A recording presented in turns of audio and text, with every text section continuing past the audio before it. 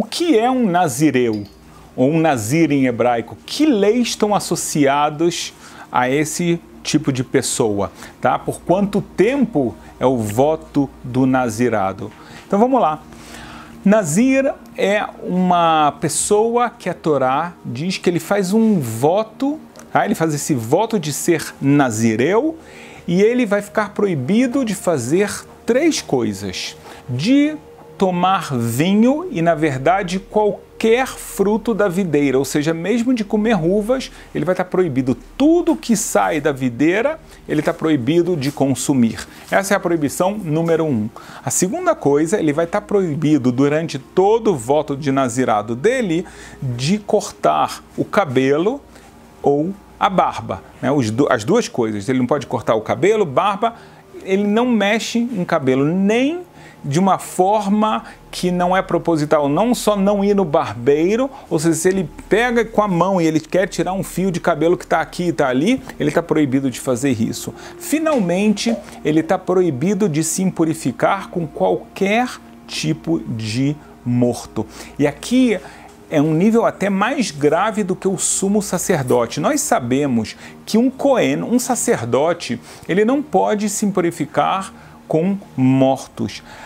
Porém, ele está permitido quando a gente está falando de alguém da família dele.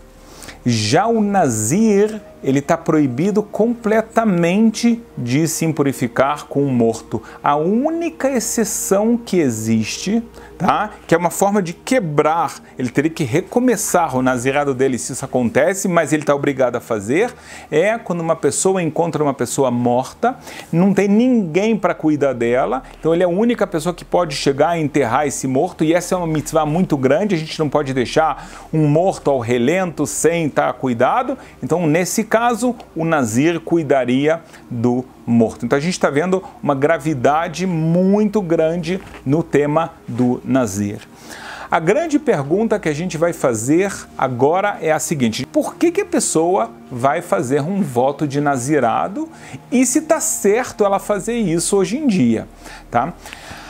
O Talmud traz o seguinte: a pessoa que faz isso, o motivo que ela tem que fazer isso é uma pessoa que está vendo que ela está se deixando levar pelo mundo material, no sentido especial que está ligado à bebida, e aqui vem então essa alusão ao vinho e à vaidade, e aí vem a alusão ao cabelo. Então, a bebida é algo que pode viciar uma pessoa. Então, se uma pessoa ela começa a sentir que ela está tomando vinho e isso está levando ela para cada vez caminhos mais profundos, não no nível positivo e muito pelo contrário, pelo nível negativo, de que ela está se tornando uma pessoa dependente do álcool para estar feliz, para estar de bom humor, para esquecer dos seus problemas e assim por diante. Então, seria um dos motivos que ela faria o voto do nazirado.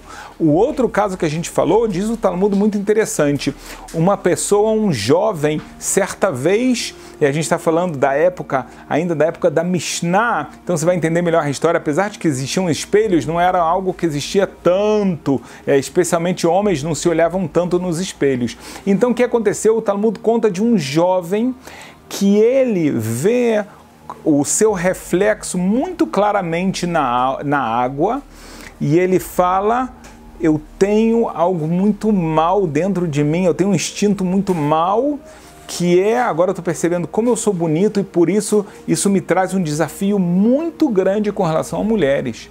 Então o que eu vou fazer é receber o voto do nazirato. Por quê? Presta bem atenção.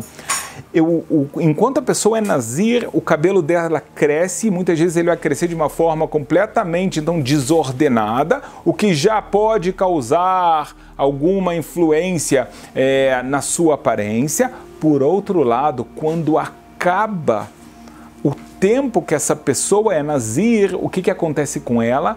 ela raspa completamente o seu cabelo. Então, de uma forma ou de outra, ele está inibindo uma vaidade exacerbada. A vaidade, a autoestima é algo bonito no judaísmo. Deus nos ensina que Ele quer que tenhamos autoestima, Ele quer que a gente cuide do nosso corpo e que a gente tenha boa aparência. Mas se isso vai levar pessoas a pecarem, então o ideal aqui é tentar cortar. Então uma dessas formas seria o nazirato.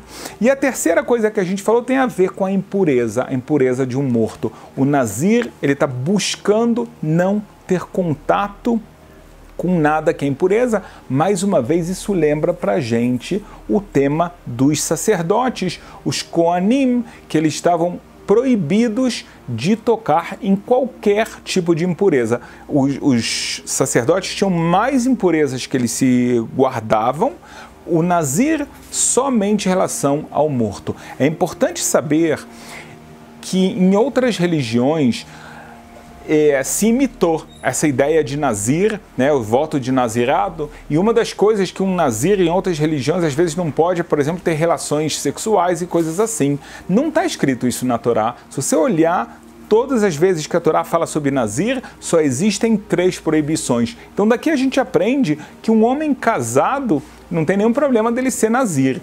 E é importante a gente saber também que uma mulher pode ser. Quando a Torá fala explicitamente, e será quando um homem ou uma mulher receberem o voto do nazirato, então eles farão assim, assim, assado. Tá? Então é importante saber, um homem ou uma mulher.